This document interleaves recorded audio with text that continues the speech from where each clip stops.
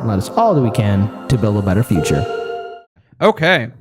So going from all of that, we're now going to go to Joe Biden. Joe Biden. Joseph Biden. Joe Biden. Joe 30330. I'm just trying to make sure you remembered his name. Okay, We're just Joe being Biden. careful with that. Okay.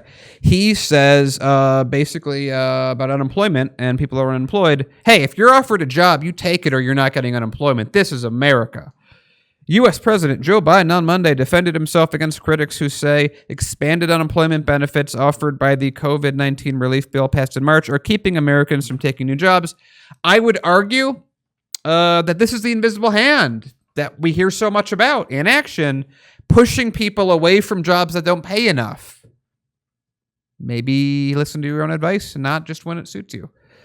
Biden said the administration will remind U.S. states this week, that any unemployed American offered a comparable job, which doesn't have a real definition at this point, must take it or risk losing unemployment benefits. He is also directing the U.S. Department of Labor to work with states to reinstate requirements that those receiving unemployment benefits must demonstrate that they are actively looking for work. So what I'm taking out of this with the timing of this is that Joe Biden's going, country's opening up, get back to work while I sleep.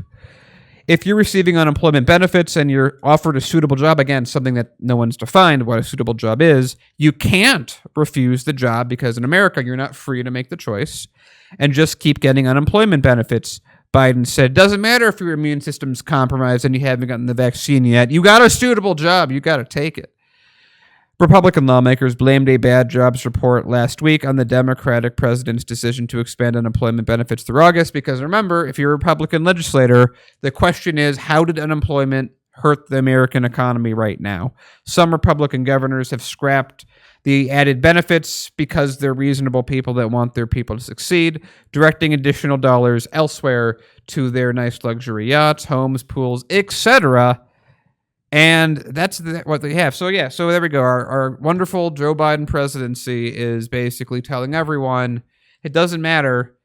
It's weird. Again, it's always like when businesses do anything of this nature, it's, well, that's just the way it is. That's the invisible hand. That's the way Congress works. That's the way the laws work. But when people are under the law, doing what they need to under the law, and even if you say people are taking advantage of it, which we know from stats, math, maybe Andrew Yang would back us on this one, it's a very small amount of people that are abusing the system in any real meaningful way. All of a sudden then it's, hey, we have to put every single dollar we have into stopping this thing from happening, even though the jobs are gone. If you're offered a job, you got to take it. It's annoying. If you don't have money or power, you are going to be preyed upon. If you have this very small time in American history where you lose your job, your family loses its job, and you're getting $300 to $400, well, you're taking too much. You still got to stop being greedy, says the person burning a $100 bill as they smoke a cigar in their yacht. Okay, so I want to give a shout out to two people in the live stream chat. Jack Klugman says the jobs are gone, which is a fact. MK, the young have no future. And if things keep on going back this way, this is the real thing. And also, Real Corsair says, welcome to the 1900s. 1920s. Well, she says 1900s. I know, 1920s. 100 years. Nothing's changed. So there we go.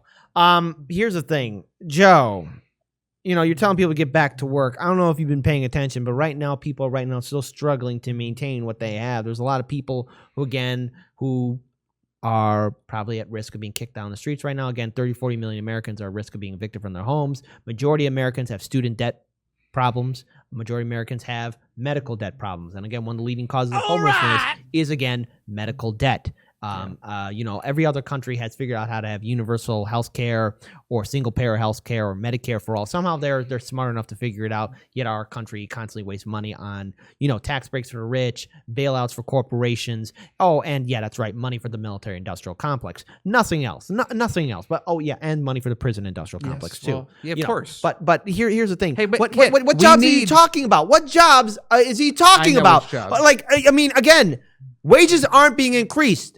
And they're going to get to $15 an hour by what, 2025? The bar hasn't moved.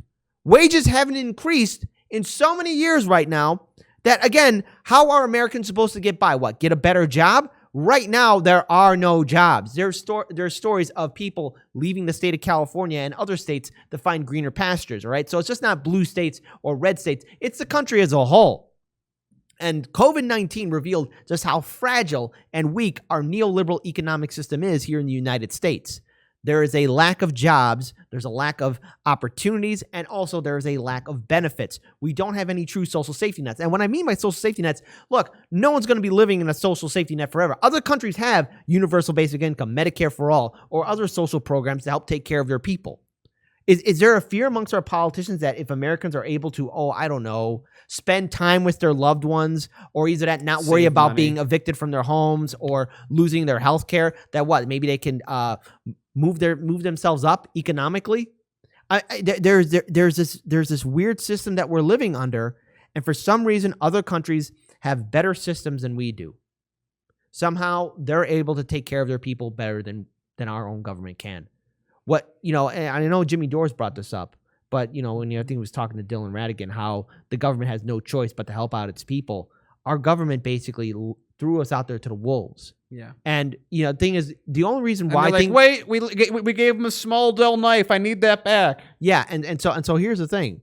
The only way things are going to change is if people step up and say no more and actually do a general strike. Keep on making it happen, because here's the problem.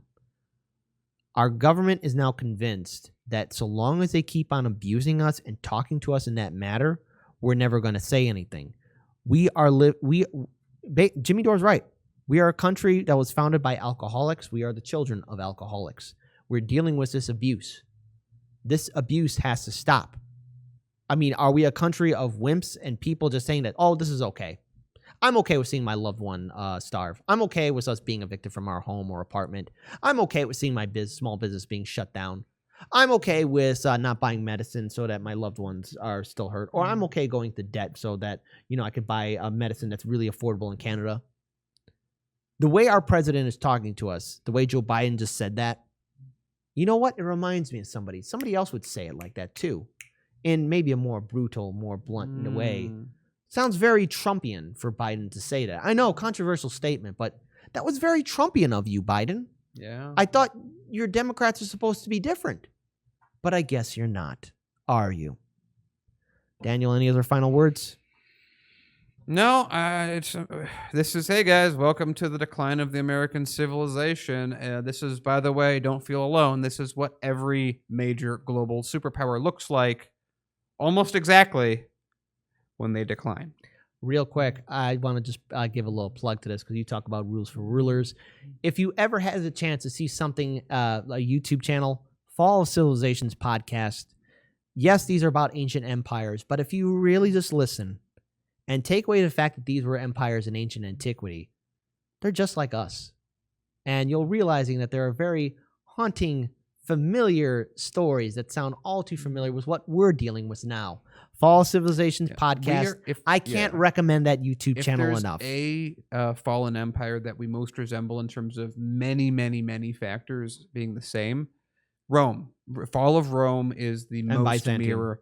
But really, Rome, Yeah. I mean, like in so many ways, like the percentage of debt being serviced every year compared to the army size, like there's so many comparisons between the fall of Rome in very specific terms that we are very much copying. All right.